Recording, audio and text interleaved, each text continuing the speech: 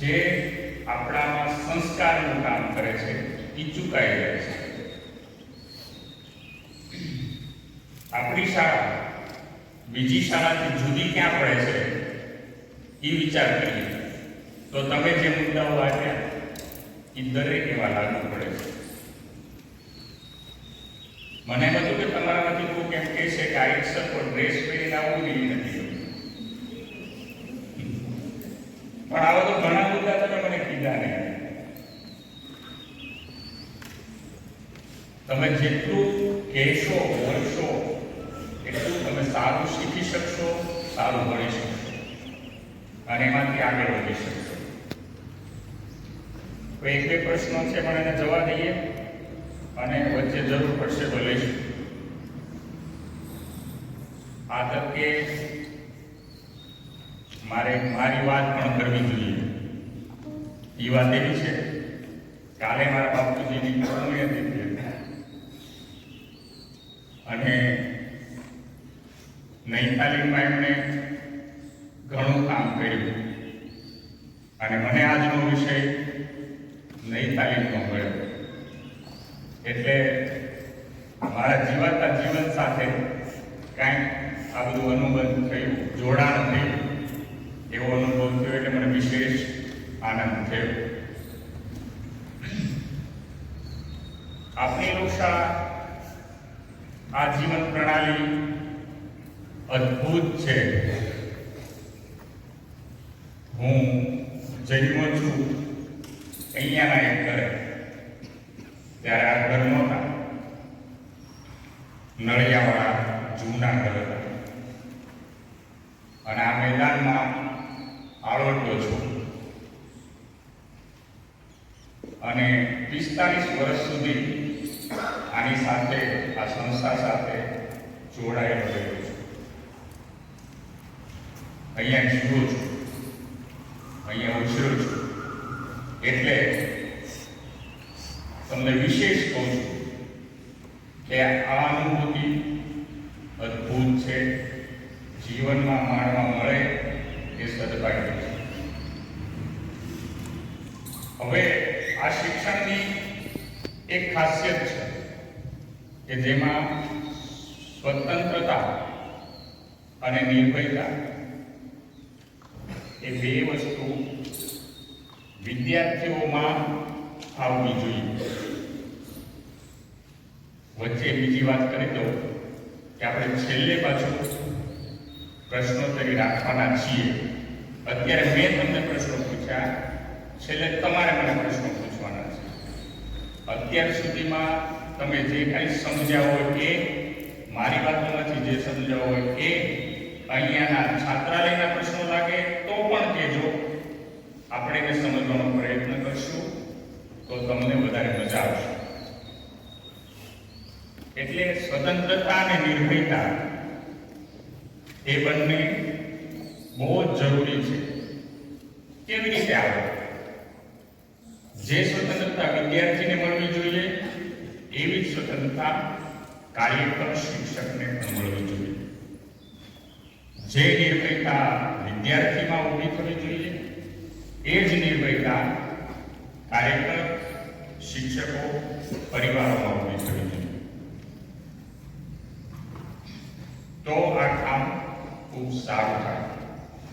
બીજું, તમને આ બધી વાતો ઘણી બધી થઈ ગઈ છે. આ કેળવણીનો ઉદ્ભવ કેવી રીતે થયો એ વાતો છોડી દઉં છું, કારણ કે ગૌરાંગભાઈએ એનો ઉલ્લેખ કરી લીધો. કયા સમયે થયો એ આઝાદી પહેલાનો સમય, જ્યારે આપણો દેશ સ્વતંત્ર નહોતો. ગામડાઓમાં આજે પણ પ્રશ્નો છે, ત્યારે પણ હતા અને આખો દેશ ગામડાઓનો બનેલો છે. એટલે કીધું કે ગામડામાં જઈને રહ્યો. ભણેલા લોકો, સમજદાર લોકો ગામડામાં જઈને રહે. 7 વર્ષ પહેલા અહીંયાના બે શિક્ષકોને મેં કીધું હતું, અહીંથી સુરત જતા હતા. કીધું તમારી જેવા ભણેલા માણસ અહીંથી જતા રહેશે, સમજશે કોણ, સમજાવશે કોણ? ગામડાના પ્રશ્નોમાં સારા માણસોની સંગઠનની જરૂર છે. તમે ત્યાં જશો તો તમારા પગારમાં કાંઈ ફેર પડવાનો નથી. તમે અહીંયા રહેશો તો આ ગામનું ભલું થશે. પણ એને નહોતું સમજાણું.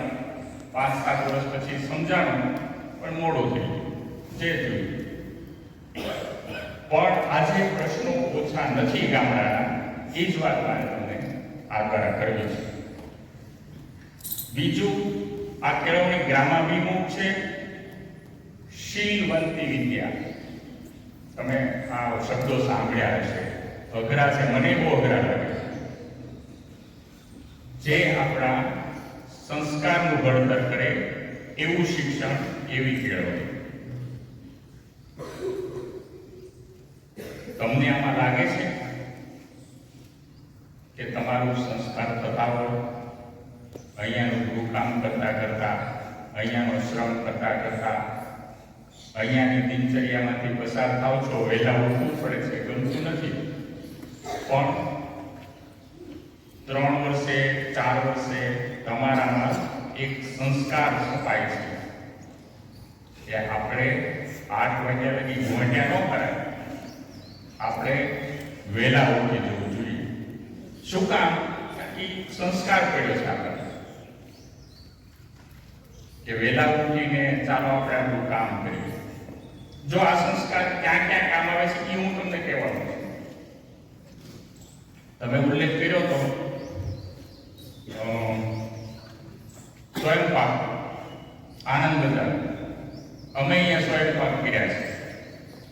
8 થી 12 સુધી હું અહીંયા ભણ્યો. એકલા પ્રાથમિક શાળામાં ભણ્યો. તો અહીંયા સ્વયંપાક કર્યો હતો. તો ત્યારે નહોતું આવડતું બનાવતા, પણ રસોઈમાં રસ હતો, ગમતું હતું, સરસ મજાનું ખાવાનું. આજે પીઝા બનાવતા આવડે. ક્યાંથી સંસ્કાર આવ્યો? ત્યારે તો પીઝા નહોતા, પણ અહીંયાના શિક્ષણમાં સ્વયંપાક કર્યો હતો. અમારી ટુકડીએ એમાં જલેબી બનાવી હતી. શિયાળાનો સમય, જલેબીનો આથો આવે નહીં. શિયાળામાં જેને આ વસ્તુની ખબર છે, આથો લાવવા માટે ગરમી જોઈએ, બરાબર ને? તો શિયાળામાં આથો આવે ને, ઠંડી બરાબર નહીં. શું કરવું? અમારે તો બપોરે રસોઈ બનાવવાની હતી ને એમાં જલેબી હતી. તો અમે ગામમાં કલ્યાણભાઈ છે આજે, એને બોલાવ્યા કે આમાં શું કરવું? તો કે અમે તો કે આથા માટે કેમિકલ વાળું નાખી દઈએ એટલે આથો આવી જાય તરત. પણ તમારે એવું નથી કરવું. એટલે ગરમ પાણીમાં મૂકો ઉકળતા અને ખૂબ હલાવો. તો કે જે આથો અધકચરો આવ્યો છે ને આવી જશે. અને પછી આમ ધાર કરો એટલે ખબર પડે કે કેવી ધાર થાય છે. હવે એ વખતે 8 10 માં હશું અમે, અને આ વસ્તુ જોયેલી આજે યાદ છે. અને આજે મને મારા રસોડામાં મારે કામ કરવું હોય ત્યાં કામ આવે છે. આ શિક્ષણ, આપણું શિક્ષણ છે, એ જીવનમાં ક્યાં કામ આવે છે એની વાત છે.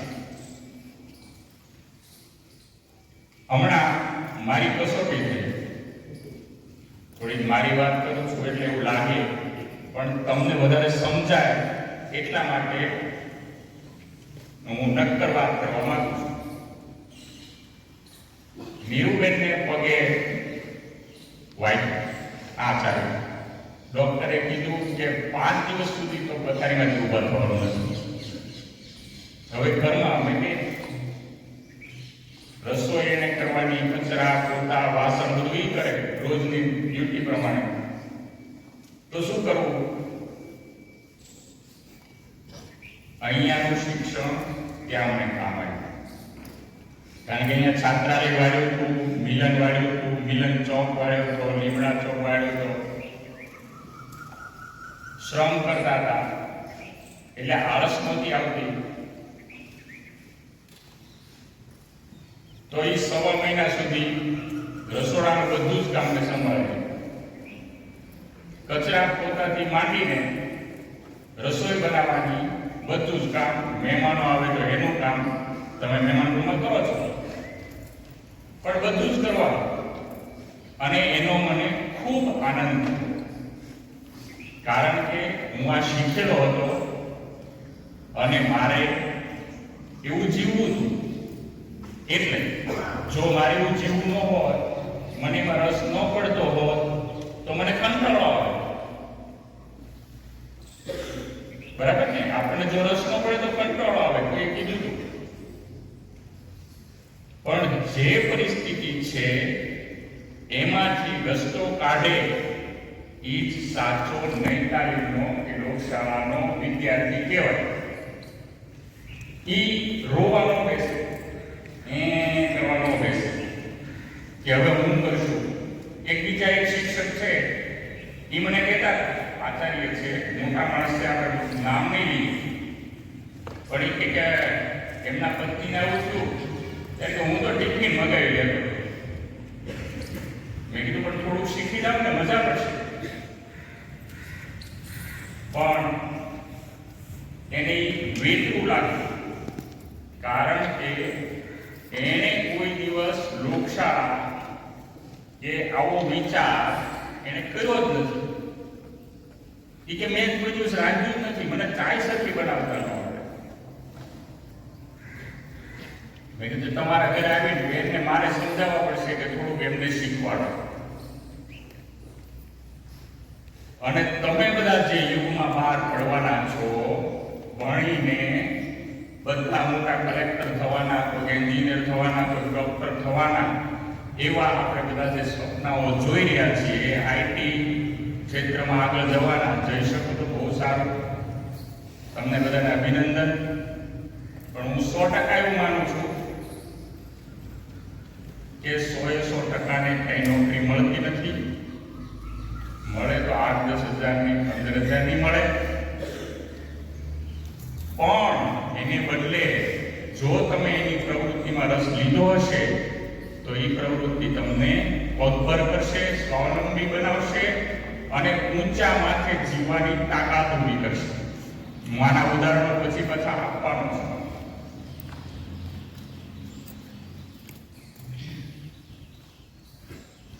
નાના ભાઈની મન નૈતાલીમ અને સમૂહ જીવન ભિન્ન હતા. તેથી પોતે સ્થાપેલી ત્રણેય સંસ્થાઓમાં એમણે વિદ્યાર્થીઓ, કાર્યકરોના સહજીવનને અનિવાર્ય બનાવ્યું. એક સમય એવો હતો કે દરેક છાત્રાલયની બાજુમાં મોટે ભાગે એકાદ કાર્યકરનું ઘર હોય. છાત્રાલય એ જ આપણો વર્ગરૂમ હોય. શું કામ આવું હતું? બહુ સમજવા જેવું છે. જે નાના દાદા એ વાત લખી છે ને, તમારી આગળ મેં વાંચી, એ બહુ સમજવા જેવી છે. નથી સમજી શકતા આપણે બધા. પણ વિદ્યાર્થીઓના છાત્રાલય પાસે એક શિક્ષકનું કે ગૃહપતિનું ઘર હોય તો શું ફેર પડે? વિદ્યાર્થી માંદો હોય, વિદ્યાર્થી નવો આવ્યો હોય, વિદ્યાર્થીને કોઈ પ્રશ્ન હોય, તરત બાજુમાં જઈને શિક્ષકને કે કોઈ પણ કાર્યકરને કહી શકે કે મને આજે માથું દુખે છે, શું કરવું? નવું આવ્યું છે ને ખબર નથી કે અહીંયાનું આરોગ્ય રૂમ ક્યાં છે, કોણ સંભાળે છે, તરત ત્યાં પહોંચી જાય. આ નાના દાદાની આપણી પરંપરા હતી. એક જ રૂમમાં ભણવાનું ને ત્યાં જ સુવાનું, એવું શું કામ હતું? બહુ વૈજ્ઞાનિક હતું. આજે પણ એ બહુ જરૂરી છે. આજે પણ એ બહુ જ જરૂરી છે. શું કામ?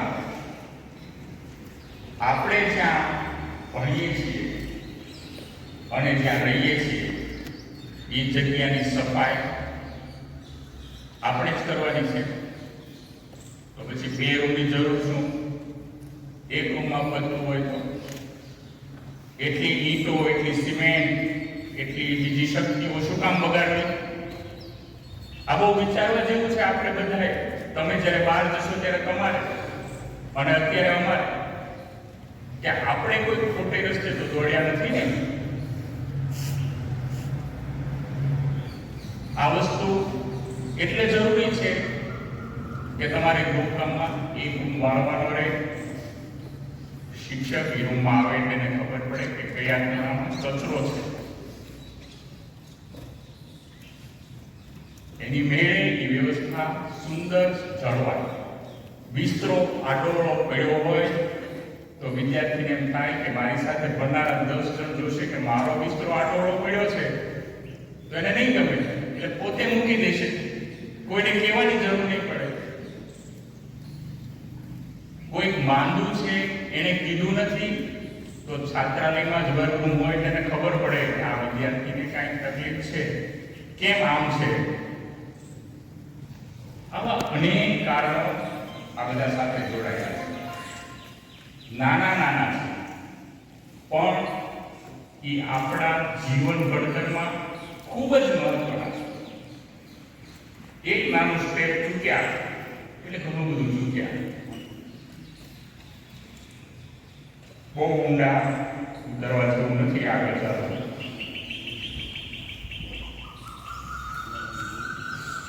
છાત્રાલય સહશિક્ષણ,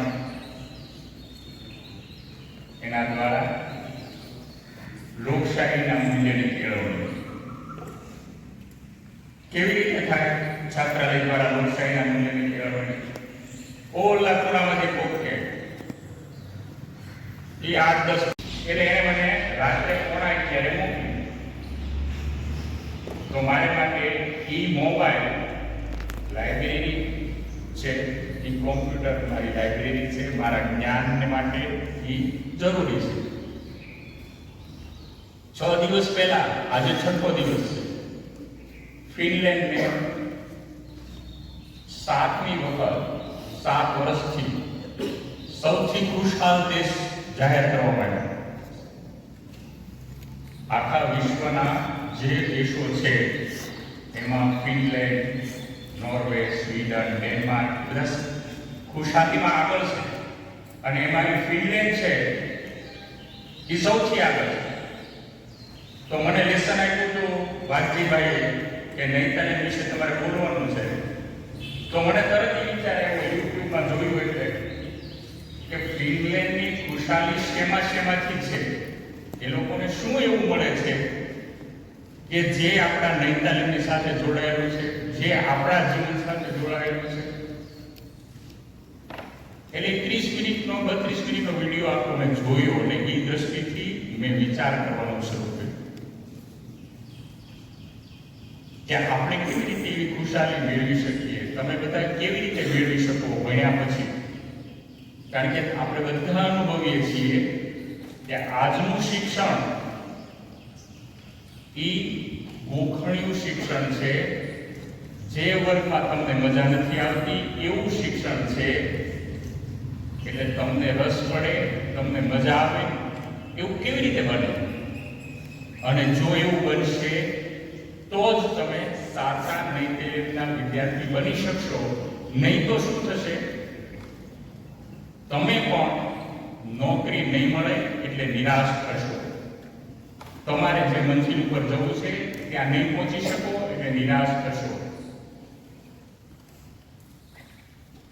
તો એ તમારા માટે, તમારા વ્યક્તિગત જીવન માટે ખૂબ નુકસાન કરશે. પણ અહીંયા અમારી એક ફરજ છે કે તમને એવા મજબૂત બનાવવા કે મને સરકારી નોકરી ન મળી તો કાંઈ વાંધો નહીં. અહીંયાના ગૃહવિજ્ઞાનના ક્લાસમાં હું સીવણ કરતા શીખી હતી તો હું સીવીશ અને એમાંથી સરકારી નોકરી જેટલા પૈસા કમાઈશ. અહીંયા ભરતકામ શીખી હતી તો હું એ કરીશ. અહીંયા જુદી જુદી વાનગીઓ બનાવતા શીખી હતી તો હું વાનગીઓ બનાવીને વેચીશ. આપણે એવા અખતરા અહીંયા ઘડ્યા છે. અહીંયાની બહેનો વડોદરાના ફૂડ ફેસ્ટિવલમાં જઈને એણે વાનગીઓ પોતે બનાવી અને વેચી છે. કારણ કે બનાવવું સહેલું છે, ઉત્પાદન કરવું સહેલું છે, પણ માર્કેટમાં વેચવું એના કરતા અઘરું છે. એટલે આપણું કામ એ છે કે તમે વિદ્યાર્થીઓ ક્યાંય પાછા પડવા ન જોઈએ.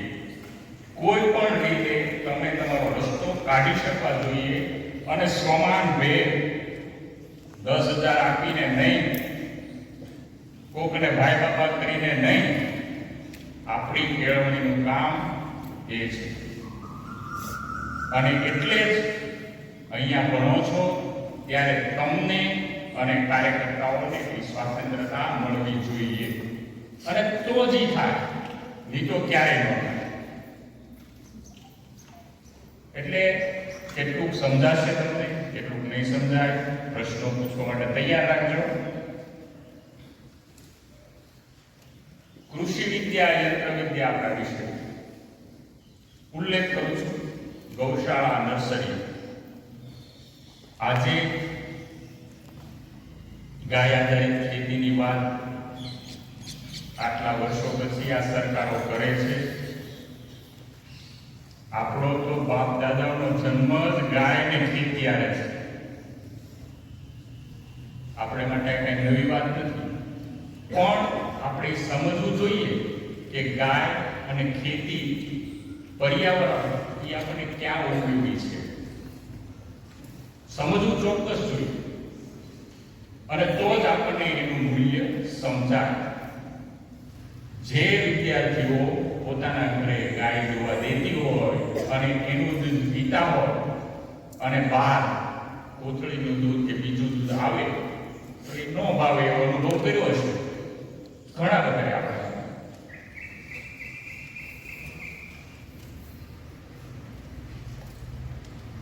નર્સરી, જેમ ગૌશાળા, મેં ગૃહ વિજ્ઞાનની વાત કરી,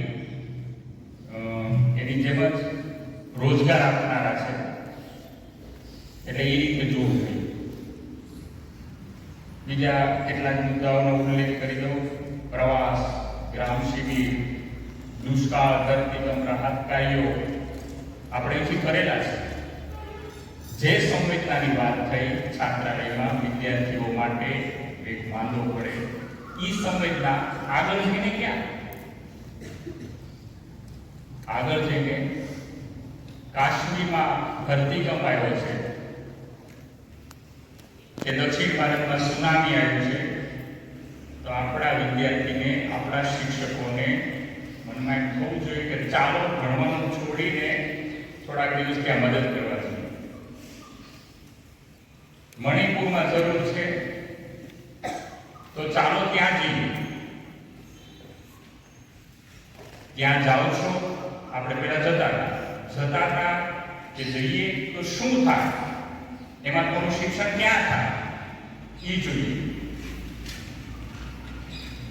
એક તો તમારામાં બીજા માટેનો પ્રેમ ભાવ, સંવેદના ઊભી થાય છે, બીજાને મદદ કરવાનો ભાવ ઊભો થાય છે. જો બહુ મહત્વની વાત છે. આને તમે ધર્મ સાથે પણ જોડી શકો, જીવન સાથે તો જોડાયેલું છે જ, પણ બીજાને મદદ કરવી એવું તમે ભણતા શીખો છો.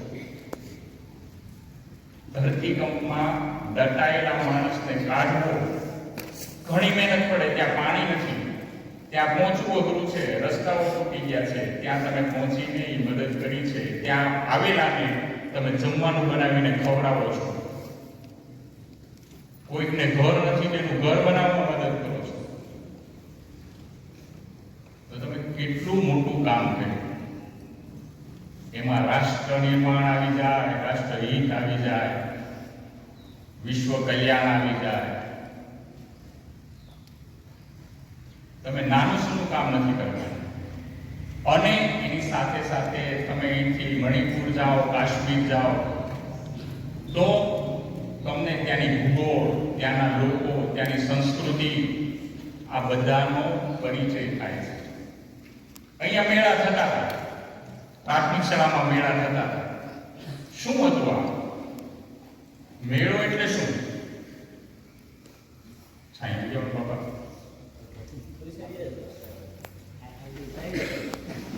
જરૂરિયાત છે. પણ એ અંધારાની અંદર જવું રાત્રે અને ક્યારેક 12 વાગે પાલવો મળે ને ક્યારેક 1 વાગે એ મેળવીને લાવવો અને ઓલી ટુકડી પાછી સંતાઈ જાય એને શોધવી અંધારામાં રાત. ત્યારે વીંછીને સાપ ને બધું હતું, રસ્તાઓ આવા સારા નહોતા, પણ એ જે અનુભૂતિ થતી હતી એમાંથી નિર્ભયતા પણ આવતી હતી, સાહસ પણ આવતું હતું. તમે પથ્થરોમાં ચાલો ક્યારેક વાગે તો વાગતું હતું અને એને લીધે તમે મજબૂત બનતા હતા, તમે ઘડાતા જતા હતા. આજે તો અહીંયા આ ઝાડ ઉપર ન ચડતા. શું કામ? કારણ કે તમે પડી જશો તો શું થશે? પગ ભાંગી જશે, કંઈક માથામાં વાગી જશે, તમને કંઈક લીસોટા પડશે. આ નહીં તાલીમ નથી. તમે 10 વાર ચડો, 15 વાર ચડો, 50 વાર ચડો અને ચડતા શીખો. કારણ કે ઝાડ ઉપર ચડવું અને ઉપર ચડતા શીખવું એ બહુ જરૂરી છે. તમે બની શકે મિલિટરીમાં જવાનું થાય, પોલીસમાં જવાનું થાય, એ બધું કામ આવે. અને જો તમે સાહસિક વૃત્તિ તમારામાં હોય, આપણા વિદ્યાર્થીઓ કરે છે એવું કામ કે જે બીજાને સાહસિક બનાવવા માટે, અને એમાંથી અઢળક કમાય છે, કરોડો રૂપિયા કમાય છે. એટલે એ વસ્તુ ત્યાં કામ આવે. આજે નાળિયેરના ઝાડ ઉપર ચડવું હોય તો તમારે 50 રૂપિયા કે 200-250 રૂપિયા આપવા પડે, કારણ કે કોઈ ચડી શકતું નથી. તો તમારે જેવો ફટાફટ ચડી જાય, અડધી કલાકમાં તો નીચે હોય પાછો 70 નાળિયેર પાડે. હવે 100-200 રૂપિયા અડધી કલાકમાં અત્યારે આપે કોણ આપણને? તો તમે આવી રીતે જુઓ કે તમારું શિક્ષણ જો આવી રીતે થાય તો તમે કેટલું મેળવી શકો. માત્ર પૈસો જરૂરી છે એવું નથી, પણ આ તમને ઘણું બધું શીખવા મળે છે. જે સાહસમાં, જે આવી રમતોમાં, અહીંયાના શ્રમમાં.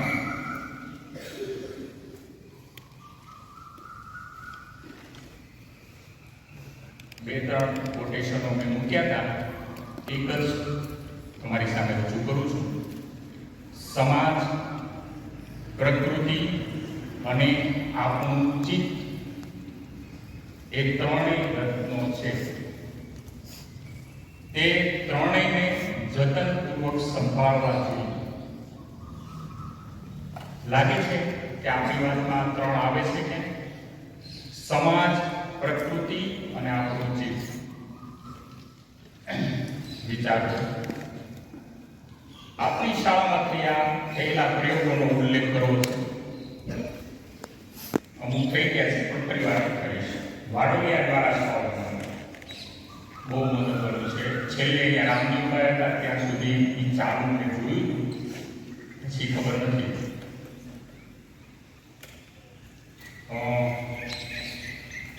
પણ બહુ સરસ માધ્યમ છે આપણા જીવન માટે. હું પોતે અનુભવું છું, અત્યારે હું ખેતી કરું છું, એટલે કે નાનું વાડોલિયું અમે 10મા ધોરણમાં 9 મિત્રોને, અત્યારનું મહેમાન છે એની પાછળ ત્યારે છાત્રાલય નહોતું અને ત્યાં વાડોલિયું હતું.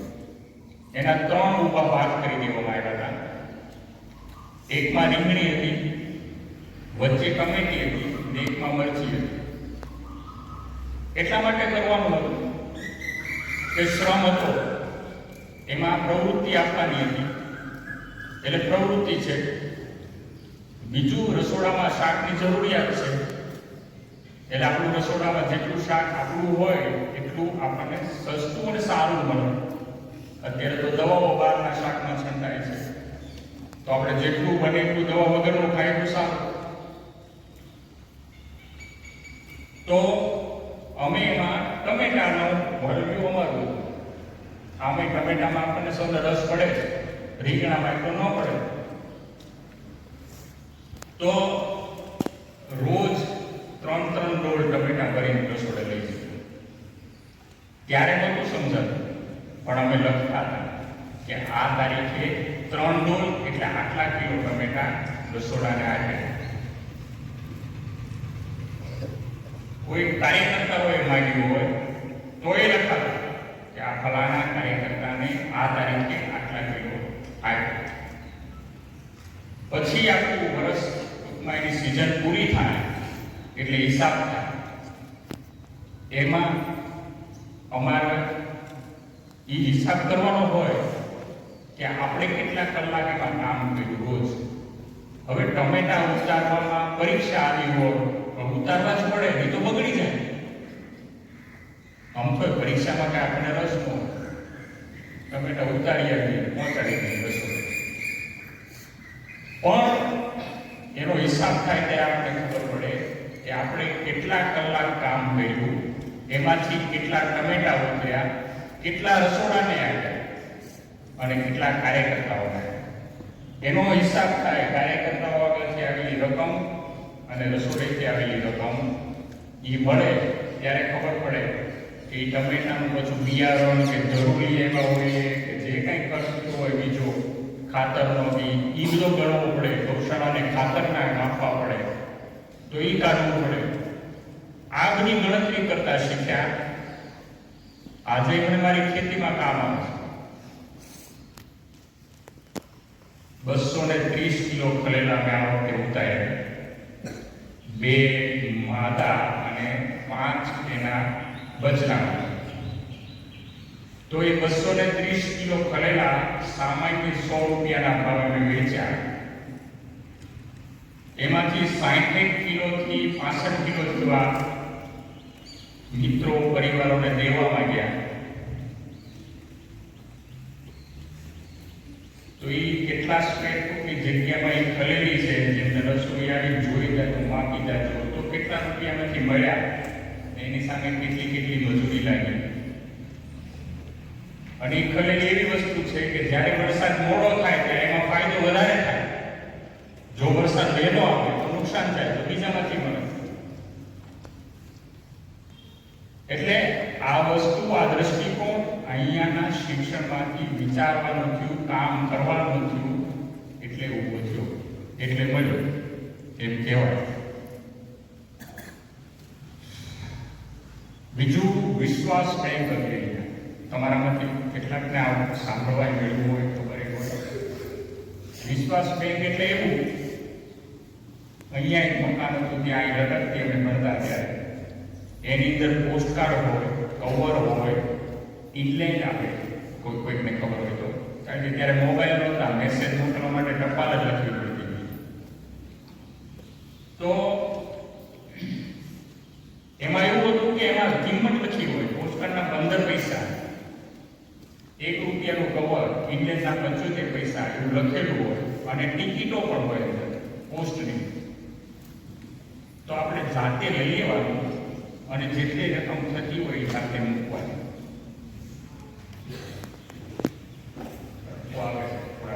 પૈસા 20 પૈસા ઘટતા પણ ક્યારેક વધતા. આ શું હતું? જો બધામાં લઈ લેવાનો ભાવ હોય અથવા પૈસા નહીં નાખવાનો ભાવ હોય તો પૈસા આવે જ નહીં અને પોસ્ટકાર્ડ નહીં જતું રહે. પણ એ વખતે છૂટો નથી ને ક્યારેક કોઈ ભૂલી ગયું હોય એવું બન્યું છે, પણ લઈ લેવાનો ભાવ નથી. આ તમને ક્યાં મદદ કરે છે? ભારતના, વિશ્વના સારા નાગરિક બનવામાં આ વાત ફિનલેન્ડમાં, ખુશહાલ દેશમાં બહુ મહત્વની છે.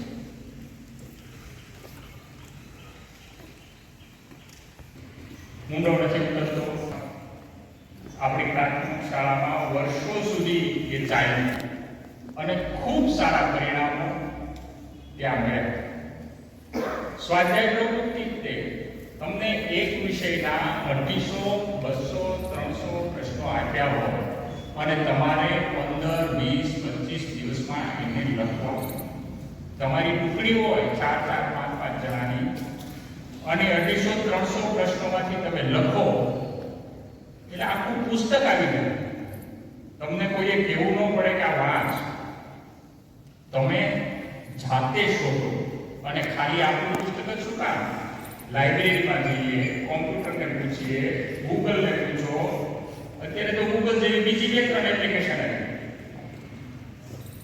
અને તારણ કાઢો અને લખો.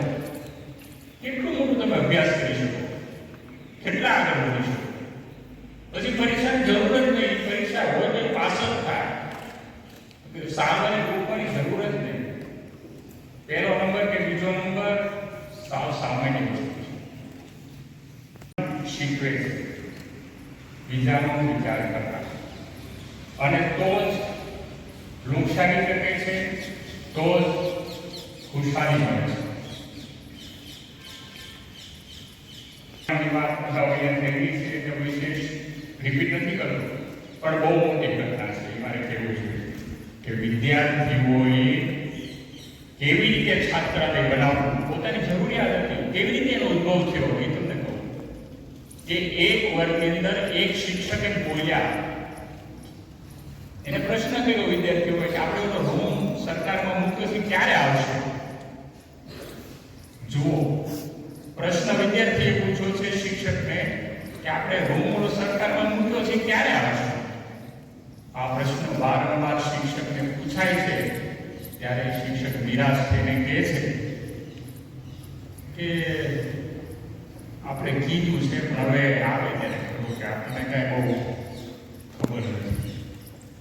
હવે જે નિરાશા એ 12 વર્ષની વ્યક્તિ સાંભળે છે, એને એમ થાય છે કે આ નિરાશાથી વિદ્યાર્થીઓમાં પણ નિરાશા ઉભી થશે કે આપણે તો સરકારની રાહ જોવાની. એટલે એ 12 રૂપિયાનો શિક્ષક સંકલ્પ કરે છે કે નહીં, આપણે આ નિરાશામાંથી બહાર નીકળવું છે, અને છે છાત્રાલયનું નિર્માણ થાય છે. તો એ છાત્રાલયનું નિર્માણ થાય છે, એની પ્રક્રિયા પણ બહુ મહત્વની છે. નિર્માણ કરવું અઘરું નથી, પણ એની પ્રક્રિયા બહુ મહત્વની છે. એ વિદ્યાર્થીઓ બનાવે છે, વિદ્યાર્થીઓ માપ લે છે, એનું ક્ષેત્રફળ કેટલું, એમાં કેવી વાપરવી, કેવી રેતી વાપરવી, એ વખતે માટી હતી તો માટી કેવી વાપરવી, એને મજબૂત કઈ માટી ગણાય એ કેમ નક્કી કરવું. આંબલા ગામના 4 એકથી ફરીને બધું લાવે વિદ્યાર્થી, અને પછી મૂકે તો એ કેટલું શીખે. આજે અડધાને ખબર ન હોય પાટી ક્યાં છે આગળ, કે બધુંનું પાટિયું ક્યાં આવ્યું છે, અડધાને ખબર ન હોય. કારણ કે આપણું એ અનુસંધાન તૂટી ગયું છે. ખેતીવાડીએ જવાનું આપણું નીકળી ગયું છે. હોવું જોઈએ તો જ તમે સાચું જીવન, સાચી દિશા તરફ ચાલી શકો, જીવી શકો. એવું જ પ્રાંત મેળાની વાત થઈ, ઉદ્યોગ બંધી. આપણી સંસ્થા બીજી સંસ્થાઓ કરતા જુદી પડી છે એવું હું કહું છું. ત્યારે સૌથી પહેલું નૈતાલીમની જ્યારે શરૂઆત થઈ ને ત્યારે ખાદી ઉદ્યોગ, ખેતી 2 જ હતી, એટલે વસ્ત્ર 2 જ હતી. પણ આપણી સંસ્થામાં એ 2 પછી આગળ જતા ગૃહ જીવન વિદ્યા આવી, ઉદ્યોગ મંદિર આવી. તો એ આપણું નૈતાલીમનું કામ આગળ જાય. ઉદ્યોગ મંદિર દ્વારા, ટૂંકમાં વાત કરું છું, ઉદ્યોગ મંદિર દ્વારા એટલું મોટું કામ થયું છે કે જેની કલ્પના આપણે